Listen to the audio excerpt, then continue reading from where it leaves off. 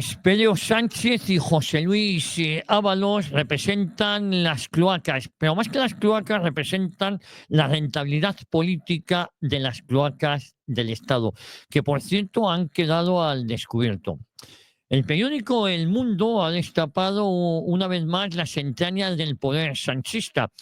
No hablamos de una anécdota ni hablamos de un cruce de opiniones sin importancia. Hablamos de los mensajes personales, directos, reveladores que el presidente del gobierno, Pedro Sánchez, intercambió con quien fuera su mano derecha, su hombre de confianza, su sombra, su ejecutor. Hablamos del exministro y el secretario de organización del PSOE, José Luis Ábalos. Unos WhatsApp que día a día se van descubriendo y ya vemos lo que queda por salir, que no solo no cesaron tras el fulminante destitución del valenciano, sino que se intensificaron, mostrando al desnudo la verdadera naturaleza de un presidente autoritario, narcisista, vengativo y obsesionado con la propaganda como único sostén de su poder. Los mensajes publicados no pueden pasar desapercibidos. Son una radiografía precisa del modo de gobernar de Sánchez, el culto a su imagen, el desprecio a los varones de su propio partido, la obsesión enfermiza por controlar el relato, por rentabilizar políticamente hasta el más mínimo de los gestos, de los detalles. Y en el centro de todo ese engranaje de manipulación, Ábalos. Sí, el mismo Ábalos que ahora el PSOE pretende borrar del mapa como si no hubiera sido el arquitecto en la sombra de muchas de las operaciones más turbias del sanchismo. Según los mensajes filtrados por el panfleto El Mundo, Ábalos actuaba como un asesor oficioso del presidente, un consejero sin cartera que marcaba líneas, sugería discursos, indicaba cómo explotar mediáticamente los silencios, los gestos, las puestas en escena. De esto saca partido así, comentaba. Aquel está moviendo ficha, controlado. Los varones están inquietos, márcales el terreno. Así funcionaba la maquinaria, nada se improvisaba. Todo respondía a un plan, a una escenografía fría, calculada, en la que el interés de España jamás estuvo presente, solo el interés de Pedro Sánchez. Los mensajes son la prueba más evidente de lo que algunos llevamos años denunciando, y es que Sánchez no lidera, Sánchez manipula, no coordina, impone, no escucha, exige. Es un presidente con aires de emperador encerrado en su burbuja de halagos, incapaz de aceptar una crítica y que solo confía en quienes le rinden pleitesía sin rechistar. Ahora se entienden muchas cosas. Especialmente significativa es la actitud que muestra hacia los varones del PSOE. Los trata con desprecio, como a obstáculos que hay que neutralizar, como a enemigos dentro de su propia casa.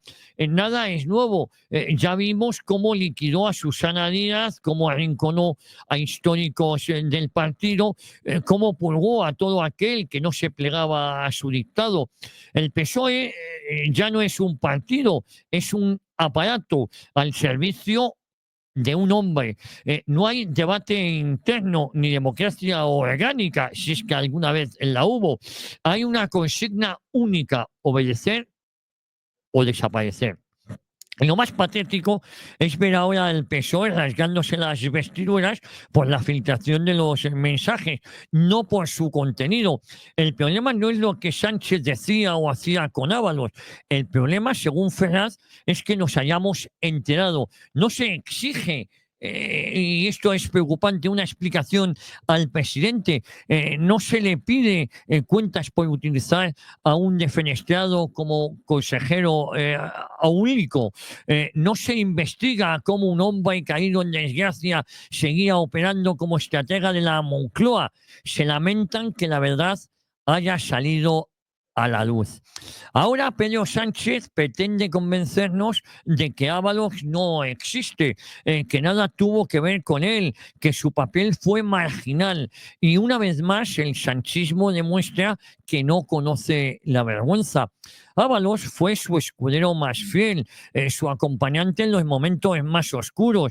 Y el caso de Elsi en el rescate de Air Europa es el escándalo de Coldo, en el blindaje del poder tras la moción de censura. Nadie en el PSOE le fue tan útil. Y ahora, cuando el escándalo es insoportable, cuando su nombre se ha vuelto tóxico, el presidente mira a otro lado, se lava las manos y finge que nunca le conoció. Y a todo esto hay que sumarle otro problema, el de Santos Cerdán, que hacía un buen tándem con José Luis Ábalos.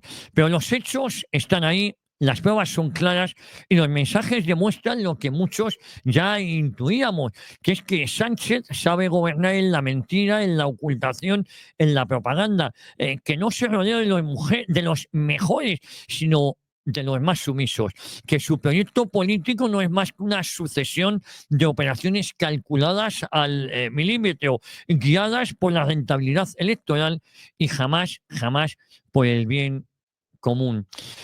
Lo revelado por el mundo no es un simple cotilleo palaciego, es la confirmación de que España está gobernado por una camarilla que desprecia las instituciones, que utiliza el poder en beneficio propio y que ha reducido al PSOE a un cascarón vacío al servicio de un solo hombre. José Luis Ábalos fue el ideólogo del sanchismo, el encargado de ejecutar las órdenes con precisión quirúrgica.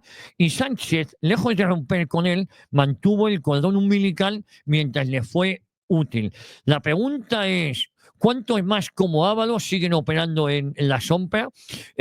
¿Cuántos asesores no oficiales siguen dictando el rumbo de nuestro país desde la oscuridad de un chat privado? ¿Y cuántos más estamos dispuestos a tutelar como sociedad? Miren, porque si algo ha quedado claro en todo este asunto de los mensajes que han visto la luz, es que no hay gobierno, no hay transparencia, no hay dignidad. Solo hay un presidente obsesionado con su imagen, rodeado de sombras que solo atiende a una consigna: resistir, cueste lo que cueste. ¿Saben ustedes? Estamos en el búnker bar o el bar en el búnker y les habló Javier García Isaac.